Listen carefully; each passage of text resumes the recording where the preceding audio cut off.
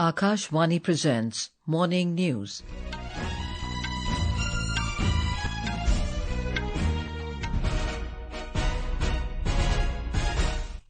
Good morning, I'm Anuja Kumar. The headlines. Prime Minister Narendra Modi to take part in 3-day G20 Leaders Summit beginning today at Johannesburg in South Africa. Defence Minister Rajnath Singh says world needs new United Nations and international order to tackle global conflicts. Industry bodies and consulting firms welcome implementation of 4 labour codes in the country, call it a landmark move to boost job creation and expand social security net. President Droupadi Murmu inaugurates second edition of Bharatiya Kala Mahotsav at Secunderabad in Telangana. Over 200 school children abducted in Nigeria in an attack on a Catholic school. In men's cricket, India to take on South Africa in second and final test in Guwahati today. And in badminton, Lakshya Sen storms into men's singles semifinal of Australian Open. And now the news in detail. Prime Minister Narendra Modi will participate in the G20 Leaders Summit at Johannesburg in South Africa beginning today. During the 3-day gathering, Mr. Modi will participate in all sessions and present India's key priorities, including Global South concerns, sustainable development, climate action, energy transition, and reforms in global governance. This year's gathering carries a special significance as it is the first time the summit is being hosted in the African continent. The theme for 2025 is Solidarity, Equality and Sustainability. Prime Minister Modi arrived in Johannesburg last evening to attend the 3-day summit. Our correspondent covering the Prime Minister's visit has filed this report. Prime Minister Narendra Modi will participate in the G20 Leaders Summit starting today. PM Modi will present India's perspective on key global issues shaping the summit's agenda. The day's highlights includes Prime Minister holding several bilateral meetings on the sidelines of this summit. The opening session will focus on inclusive and sustainable economic growth, leaving no one behind. The G20, the premier forum for international economic cooperation, plays a critical role in shaping global economic stability. At its inception, the G20 comprised 19 countries and the European Union. The African Union was inducted as a permanent member under India's presidency in 2023. India's G20 presidency has been regarded as a model for addressing global challenges, guided by Prime Minister Modi's vision of an inclusive, ambitious and decisive approach. India showcased its best practices, values and cultural heritage, reflecting the ancient philosophy of Vasudhaiva Kutumbakam, one earth, one family, one future. Asonyo, Akashvani News, Johannesburg. Prime Minister Narendra Modi held talks with his Australian counterpart, Anthony Albanese, on the sidelines of the G20 Summit at Johannesburg in South Africa yesterday. Both leaders expressed satisfaction at the substantial deepening and diversification of bilateral ties as India and Australia mark 5 years of their comprehensive strategic partnership. Both leaders reaffirmed their commitment to strengthening the global fight against terrorism. The Australian Prime Minister extended his condolences to the families on the recent terror attack in India. In a social media post, Mr. Modi said during their talks they emphasized 3 key sectors: defence and security, nuclear energy and trade, where there is immense potential for ties to grow further. Prime Minister Modi also held a meeting with the South African multinational internet and technology company Naspers chairman Koos Bekker and CEO Fabrizio Loisi later.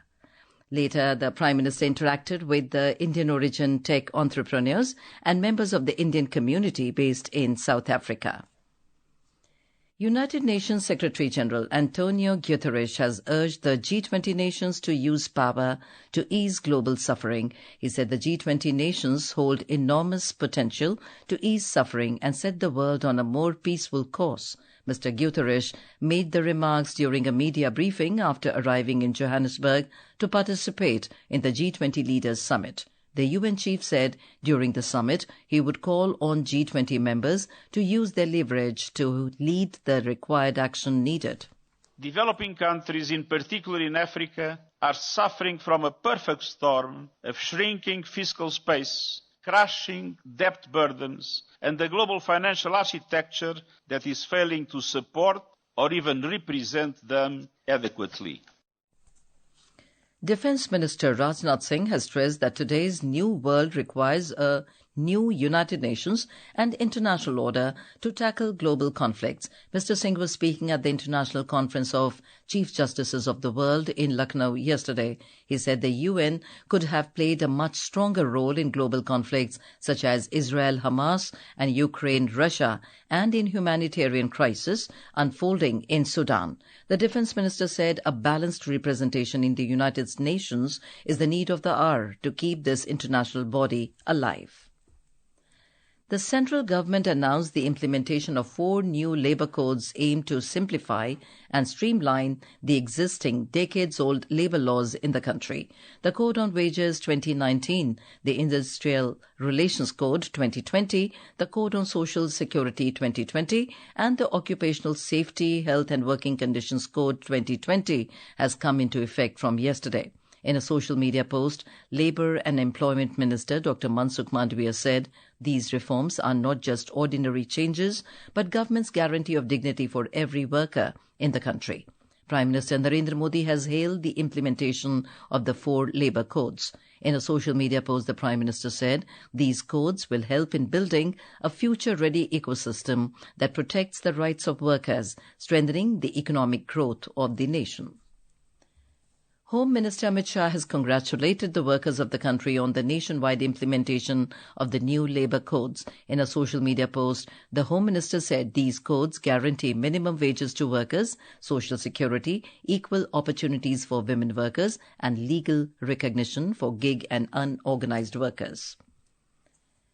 Industry bodies and consulting firms have welcomed the implementation of 4 labour codes in the country, calling the move a landmark that will boost formal job creation, expand social security net and streamline compliance.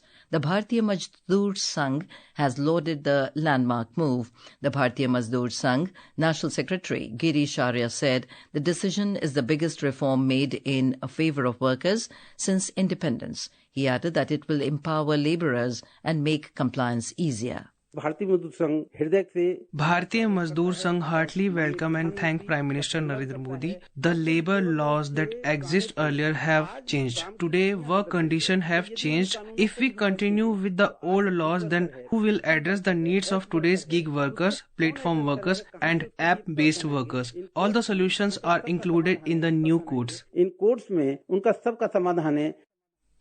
The President of the National Front of Indian Trade Unions, Dr. Deepak Jaiswal, said around 50 crore people are working in the unorganised sector and their minimum wage will now be fully insured with the implementation of the new labour codes. He said there is also a provision for equal pay for equal work for women.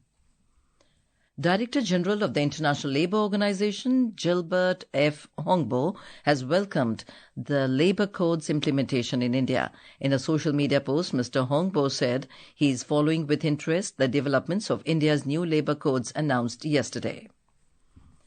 This is Akashvani giving you the news. For quick news updates round the clock, follow us on our X handle at AIR News Alerts. And for details of these stories and more, log on to our website www.newsonair.gov.in and download the News on AIR app. President Droupadi Murmu inaugurated the second edition of Bharatiya Kala Mahotsav at Rashtrapati Nilayam in Secunderabad yesterday. The 9-day-long cultural festival is being organized by Rashtrapati Nilayam in collaboration with the Ministry of Culture, Ministry of Textiles and Ministry of Tourism. This festival aims to present the rich and diverse cultural heritage of Gujarat, Maharashtra, Rajasthan, Goa, Dadra and Nagar Haveli and Daman and Diu. Speaking on the occasion, the President recalled that the first edition of Bharatiya Kala Mahotsav introduced the people to the cultural legacy of Northeast India. मुझे विश्वास है कि जब लोग इन pavilion में आएंगे एवं विभिन्न राज्यों के सांस्कृतिक प्रस्तुतियों के देखेंगे तो उन्हें ये एहसास होगा कि भारत की कला परंपरा कितनी समृद्ध है। देवियों और स्वजनों, हमारी देशवासी विशेषकर हमारी युवा भारत की सभ्यता संस्कृति के बारे में और अधिक जान समझ सकेंगे। इसके लिए भारत सरकार अनेक कदम उठा रही है। इस दिशा में राष्ट्रपति भवन में भी अनेक प्रयास किए जा रहे हैं। The 56th International Film Festival of India moves into its third day today, showcasing a vibrant mix of cinema, talent and global participation. Akashvani News, with its exclusive on-ground coverage, brings you the latest updates. Here is a detailed report.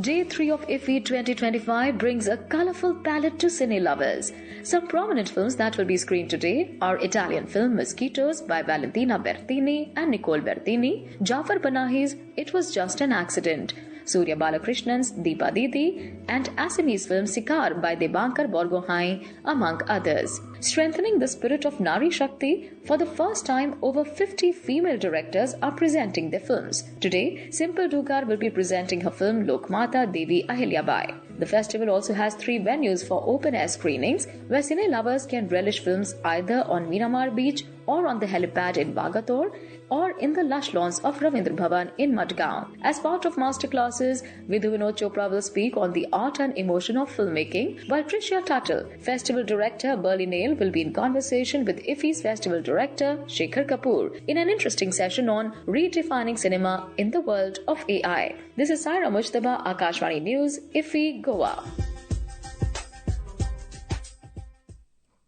The GST Bachat Utsav began on 22nd of September as the Narendra Modi government reduced GST rates across several sectors, benefiting citizens nationwide. Our correspondent brings a report on how the next generation GST reforms in the tourism sector are helping citizens.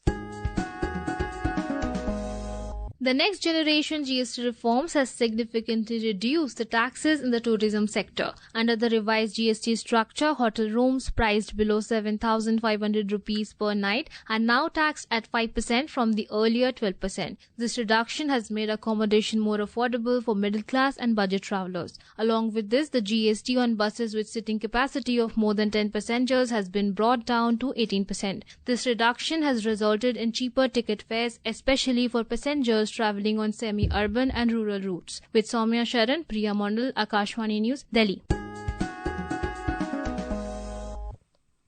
In Nigeria, gunmen attacked a Catholic boarding school and abducted more than 200 schoolchildren in the western region of the country. The attack and abductions took place at St. Mary's School yesterday. On to sports. In men's cricket, India will take on South Africa in the second and final test at Bharatiya Cricket Stadium in Guwahati. Today, the match will begin at 9 a.m. And in badminton, India's Lakshya Sen has stormed into the men's singles semi-final of the Australian Open. Lakshya defeated his compatriot Ayush Shetty in the quarter-final in Sydney yesterday. And now for a look at today's newspapers, it's over to Subhadra Ramachandran. Thank you, Anuja. Implementation of labour codes kicking off a set of reforms aimed at attracting investment and spurring job creation gets coverage in all the dailies today. 4 new labour codes to reform jobs market, writes Hindustan Times. The Indian Express notes, wider social security net to minimum wage, long-stalled labour reforms roll in.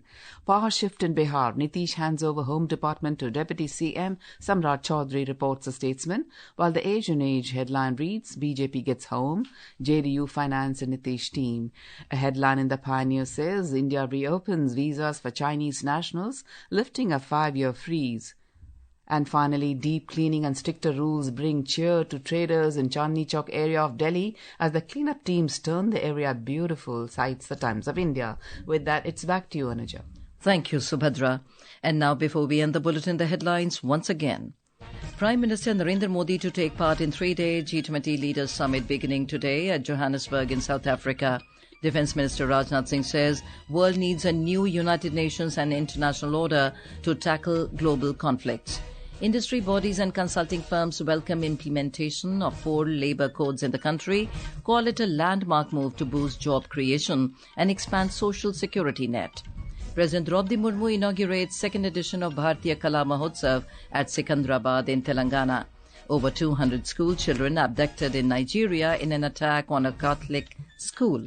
In men's cricket, India to take on South Africa in second and final test in Guwahati today.